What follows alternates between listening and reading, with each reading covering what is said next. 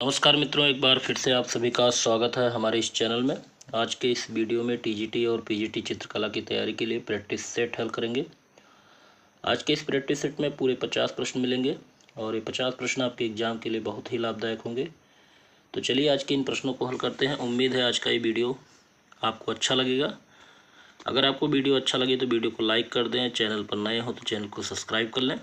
तो सबसे पहला प्रश्न यहाँ देखते हैं, किस चित्रकार को उनके मराठा बैटल नामक चित्र के लिए गवर्नर पुरस्कार प्राप्त हुआ था?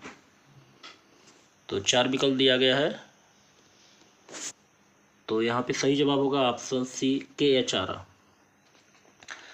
कृष्ण हवलाजी आरा को उनके चित्र मराठा बैटल के लिए उनको गवर्नर पुरस्कार प्राप्त हुआ था और ये चित्र जल रंग से बना हुआ है और 1944 में बना हुआ था। 1944 में जल रंग से बना चित्र था।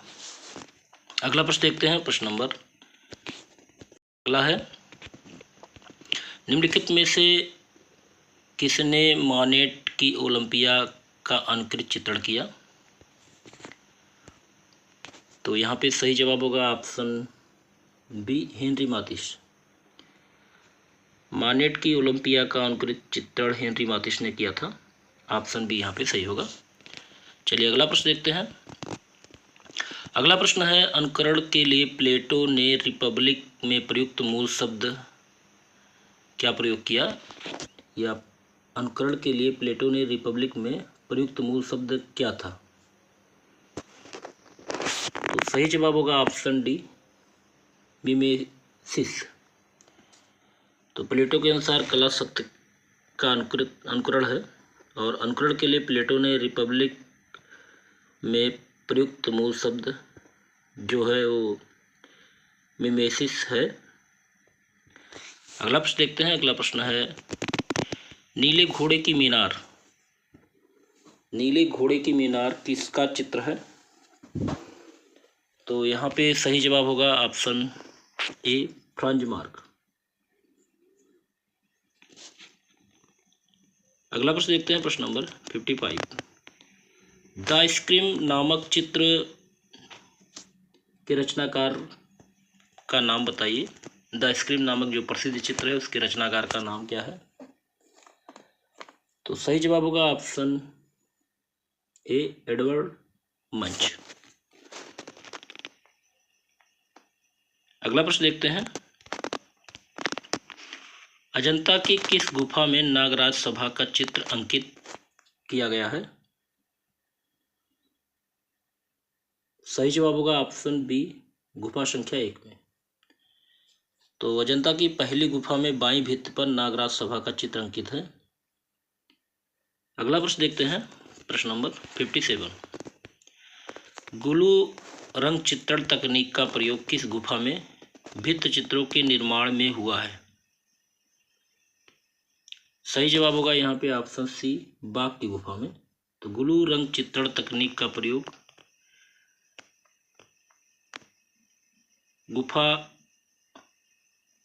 बाघ की गुफा में निर्माण हुआ है। अगला प्रश्न देखते हैं, निम्नलिखित में से किस चरम पुनरुत्थानवादी चित्रकार ने मैरिज ऑफ वर्जिन का चित्रण किया? सही जवाब यहाँ पे होगा ऑप्शन बी, रैफेल। तो मैरिज ऑफ वर्जिन नामक चित्र का चित्रण चरम पुनरुत्थानवादी चित्रकार रैफेल ने किया और यह तैल चित्र है और रैफेल को डिवाइन पेंटर भी कहा जाता है। याद कर लीजिएगा, रैफेल को डिवाइन पेंटर भी कहते हैं। अगला प्रश्न है, दी टेम्पेस्ट का रचयिता कौन है? सही जवाब होगा यहाँ पे ऑप्शन ए, जॉर्जियो ओवन। तो जॉर्जियो ओवन ने 1508 ईस्वी में तैलीय रंगों के माध्यम से द टेम्पेस्ट नामक चित्रण कैनवास पर किया था। अगला प्रश्न देखते हैं, कुंवारी का स्वर्गारोहण नामक चित्र किसकी प्रसिद्ध कलाकृति है? कुंवारी का स्वर्गारोहण। तो यहाँ पे सही जवाब होगा ऑप्शन सी, टीसियन की। तो कुंवारी का स्वर्गारोहण नामक चित्र टीसियन ने 1518 में बनाया था। 1518 में इसको बनाया था टीसियन ने। अगला प्रश्न है, जैकोपो बेलनी सेंडो बेतिचेल्ली इत्यादि किससे संबंधित है? तो ये सब पूर्व पुनरुत्थान काल से संबंधित है। ऑप्शन सी यहाँ पे सही होगा। अगला प्रश्न देखते हैं, निम्नलिखित में से कौन सा रासायनिक पदार्थ फोटो सेंसिटिव नहीं है? सही जवाब होगा ऑप्शन सी, कार्बोरेंडम। अगला प्रश्न देखते हैं, प्रश्न नंबर 63, त्रियामी आभायुक्त चित्र क्या होता है? त्रियामी आभायुक्त चित्र होता है इम्पेस्टो। ऑप्शन ए यहाँ पे सही होगा।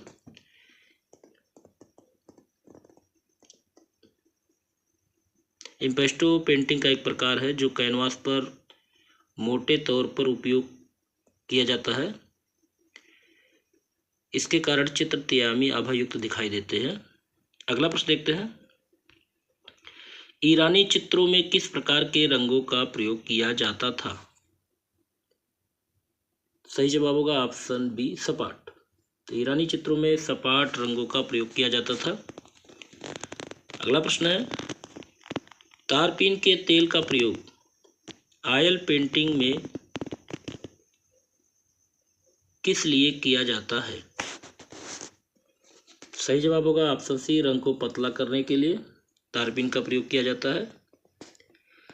अगला प्रश्न है, भारतीय चित्रकला का रंग विधान किसका है? भारतीय चित्रकला का रंग विधान किसका भाग है? सही जवाब होगा ऑप्शन डी, वाटिका भंग।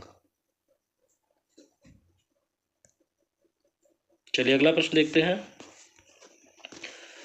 द डार्क चैम्बर सिद्धांत का प्रतिपादन किसने किया? सही जवाब होगा यहाँ पे ऑप्शन ए, अरस्तु। अगला प्रश्न है, मैट्रिक्स क्या है? सही जवाब होगा ऑप्शन ए, छपने वाली सतह। आगे देखते हैं, इंडो आर्य कौन सी भाषा बोलते थे? सही जवाब होगा ऑप्शन बी, संस्कृत। इंडो आर्य संस्कृत भाषा बोलते थे। अगला प्रश्न है, लिंगराज मंदिर किन मतावलंबियों से संबंधित है? तो लिंगराज मंदिर जो है वो वैष्णव मतावलंबियों से संबंधित है। ऑप्शन डी यहाँ पे सही होगा।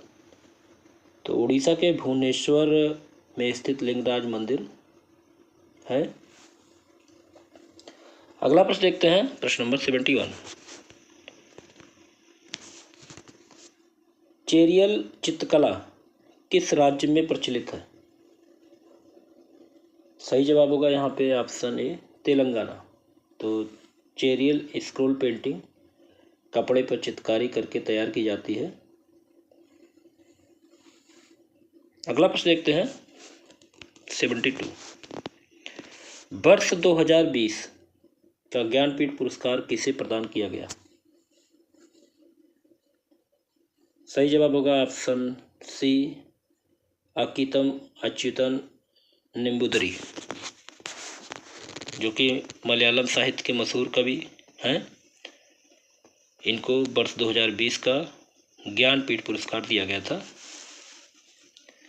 और ज्ञानपीठ पुरस्कार अगर देखें तो 1965 में मलयालम लेखक जी शंकर कुरुप को प्रथम ज्ञानपीठ पुरस्कार दिया गया था। अगला प्रश्न देखते हैं, एक कृष्णकाय घोड़े के साथ मजनू का निर्जन स्थान में विचरण किसका चित्र है? सही जवाब होगा यहाँ पे ऑप्शन ए, ये चित्र बसावन का है। अगला प्रश्न है, होनहार नामक हिंदू चित्रकार किसकी चित्रशाला का विशिष्ट चित्रकार था? सही जवाब होगा ऑप्शन बी, शाहजहां।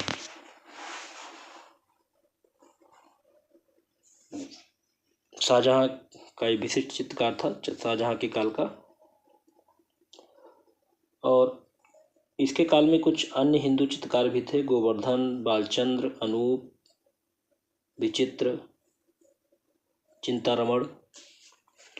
अगला प्रश्न देखते हैं, वकायत बाबरी की अकबर कालीन प्रति में कितने हिंदू चित्रकारों का उल्लेख है? सही जवाब होगा ऑप्शन ए, 19। वकायत बाबरी की अकबर कालीन प्रति में कुल 19 चित्रकारों का उल्लेख है। अगला प्रश्न देखते हैं, प्रश्न नंबर 76। प्रमुख ईरानी ग्रंथ शाहनामा का चित्रण किसके काल में किया गया था? सही जवाब होगा ऑप्शन सी, अकबर। प्रमुख ईरानी ग्रंथ शाहनामा का चित्रण अकबर के काल में किया गया था और इसमें ईरान के राजाओं का चित्रण किया गया है। अगला प्रश्न देखते हैं, उस मुगल चित्रकार की पहचान कीजिए जो चित्रकार के साथ साथ सुलिपकार भी था। सही जवाब होगा ऑप्शन बी, अब्दुल समद। तो ख्वाजा अब्दुल समद सिराजी केवल एक श्रेष्ठ चित्रकार ही नहीं थे बल्कि एक सुलिपकार भी थे और इनको सीरी कलम कहा जाता था। अगला प्रश्न है, महात्मा गांधी कला वीथिका कहाँ स्थित है? तो महात्मा गांधी कला वीथिका प्रयागराज के इलाहाबाद संग्रहालय में स्थित है। सही जवाब होगा ऑप्शन डी, प्रयागराज। अगला प्रश्न देखते हैं, मोनोक्रोम क्या है? तो सही जवाब होगा ऑप्शन बी, एक ही रंग की विभिन्नता को मोनोक्रोम कहते हैं। ऑप्शन बी यहाँ पे सही होगा। अगला प्रश्न है, फोटोग्राफी प्लेट के ऊपर किस रासायनिक पदार्थ का प्रयोग किया जाता है?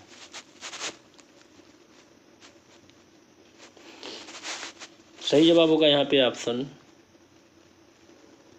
D, silver halide. Photography plate के ऊपर सिल्वर हैलाइड रासायनिक पदार्थ का प्रयोग किया जाता है। अगला प्रश्न है, गुदई महाराज। गुदई महाराज किससे संबंधित है? ऑप्शन ए से होगा, तबला वादक है गुदई महाराज। अगला प्रश्न देखते हैं, टू मैन इन बनारस नामक समलैंगिकता को दर्शाने वाले चित्र के चित्रकार का नाम क्या है? सही जवाब होगा यहाँ पे option B, Bhupen Khakhar. Two man in Banaras नामक समलैंगिकता को दर्शाने वाले चित्र के रचनाकार हैं भूपेन खक्कर। ये पेंटिंग 1982 में इन्होंने बनाई थी, 1982 ईस्वी में। अगला प्रश्न देखते हैं,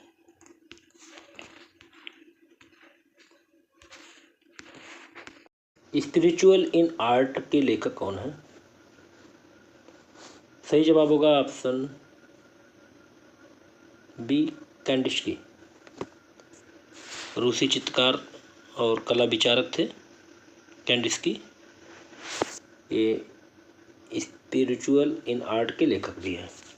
अगला प्रश्न देखते हैं, नेशनल इंस्टीट्यूट ऑफ डिजाइन की स्थापना किस वर्ष हुई थी? सही जवाब होगा ऑप्शन सी, 1961 ईस्वी में नेशनल इंस्टीट्यूट ऑफ डिजाइन की स्थापना हुई थी। अगला प्रश्न देखते हैं, एशियाई कला की अवधारणा के जनक कौन थे? तो एशियाई कला की अवधारणा की शुरुआत जापानी कलाकार कुकोजो ओकाकुरा ने की थी। ऑप्शन डी यहाँ पे सही होगा, कुकोजो ओकाकुरा। अगला प्रश्न देखते हैं, सौंदर्य प्रकृति और सौंदर्य की प्रशंसा से संबंधित सिद्धांतों का एक समूह कहा जाता है। सही जवाब होगा ऑप्शन डी, सौंदर्य शास्त्र। आगे देखते हैं, अगला प्रश्न है चोल मंडलम ग्राम से संबंधित है। तो चोल मंडलम ग्राम KCS पंडित से संबंधित है। ऑप्शन बी यहाँ पे सही होगा। वर्ष 1966 ईस्वी में चोल मंडलम ग्राम की स्थापना KCS पंडिकर ने की थी। अगला प्रश्न देखते हैं, जॉन कांस्टेबल किस ग्रुप के चित्रकार थे? सही जवाब होगा option A, bar vision group के चित्रकार थे। अगला प्रश्न देखते हैं, प्रश्न नंबर 89, किस कला समीक्षक द्वारा पहली बार पाप शब्द का प्रयोग किया गया? तो पहली बार पाप शब्द का जो प्रयोग किया गया था लॉरेंस एलावी के द्वारा। ऑप्शन ए यहाँ पे सही होगा। अगला प्रश्न देखते हैं, निम्नलिखित में से किस कलाकार को वर्ष 1956 में फ्रांस के प्रिंस डेला क्रिटिक पुरस्कार से सम्मानित किया गया था? तो यहाँ पे सही जवाब होगा ऑप्शन बी, सैयद हैदर रजा को। ये दृश्य चित्रकार थे और वर्ष 1956 में फ्रांस के प्रिंस डेला क्रिटिक पुरस्कार से सम्मानित इनको किया गया था। अगला प्रश्न देखते हैं, किस कलाकार ने जॉर्जेज राउलो की कला से प्रेरित होकर गोथिक पद्धति पर क्राइस्ट और बाइबिल की कथाओं का कथा आख्यानों पर आधारित चित्रों का निर्माण किया था? तो यहाँ पे सही जवाब होगा ऑप्शन डी, FN सूजा ने। आगे देखते हैं, किस कलाकार ने मैरिज एला मोड नामक श्रृंखला चित्रित की? तो सही जवाब यहाँ पे होगा ऑप्शन डी, विलियम होगार्थ। मैरिज एला मोड नामक श्रृंखला चित्रित की थी विलियम होगार्थ ने। आगे देखते हैं, प्रश्न नंबर 93, पेरिस का निर्णय द जजमेंट एट पेरिस किसकी पेंटिंग है? सही जवाब होगा ऑप्शन ए, रूबेंस की पेंटिंग है। अगला प्रश्न है, वर्ष 1910 में उम्बेर्टो रुसोलो तथा फिलिप्पो टोमासो मैरिनेट्टी के साथ भविष्यवादी चित्रकला की घोषणा पत्र पर किसने हस्ताक्षर किए थे? सही जवाब होगा ऑप्शन ए, कार्लो कारा। अगला प्रश्न देखते हैं, प्रश्न number 95, the persistent of memory चित्र किसकी रचना है? सही जवाब होगा ऑप्शन बी, सल्वाडोर डाली की है ये रचना। अगला प्रश्न देखते हैं, किस कलाकार ने के रेखा चित्र को देखकर बाल्जाक ने कहा इस चित्रकार के भीतर माइकल एंजेलो छिपकर बैठा है? तो बाल्जाक ने किस कलाकार के रेखा चित्र को देखकर ये कथन कहा था? सही जवाब होगा ऑप्शन ए, दाउमियर। दाउमियर एक व्यंग्य चित्रकार थे और इनकी एक प्रसिद्ध चित्र थी शैलियों की लड़ाई। अगला प्रश्न देखते हैं, किस चित्रकार को द पेंटर ऑफ लाइट नाम से जाना जाता था? सही जवाब होगा ऑप्शन बी, टर्नर को द पेंटर ऑफ लाइफ के नाम से जाना जाता था। ये स्वच्छंदतावादी ब्रिटिश भू दृश्य चित्रकार थे। अगला प्रश्न देखते हैं, प्रश्न नंबर 98, रचयिता का आद्य रूप किसका प्रसिद्ध चित्र है? सही जवाब होगा ऑप्शन ए, विलियम ब्लेक। रचयिता का आद्य रूप विलियम ब्लेक का ये प्रसिद्ध चित्र है। अगला प्रश्न देखते हैं, प्रश्न नंबर 99, मेडुसा का बेड़ा किस वाद का प्रथम चित्र माना जाता है? सही जवाब होगा ऑप्शन बी, रोमांसवाद। हिंसा का बेड़ा रोमांसवाद का प्रथम चित्र माना जाता है। अगला प्रश्न देखते हैं, और इस वीडियो का लास्ट प्रश्न है, मुगल काल में वह कौन सी पहली इमारत है जो पूर्णतः संगमरमर से बनी थी? तो सही जवाब होगा ऑप्शन डी, एतमाउद्दौला का मकबरा। तो एतमाउद्दौला का मकबरा मुगल काल की पहली इमारत है जो पूर्णतः संगमरमर से बनी थी, और ये मकबरा नूरजहां ने 1622 से लेकर 28 के मध्य बनवाई थी अपने पिता की मृत्यु के बाद। और ये मकबरा आगरा की यमुना नदी के तट पर स्थित है। तो यहाँ पे आपके पूरे 50 प्रश्न कंप्लीट होते हैं। उम्मीद है आज का वीडियो आपको अच्छा लगा होगा। और मित्रों, अगर आपको वीडियो अच्छा लगे तो वीडियो को लाइक कर दें, चैनल पर नए हो तो चैनल को सब्सक्राइब कर लें। अगले वीडियो में ऐसे ही प्रश्नों के साथ फिर मिलते हैं। नमस्कार।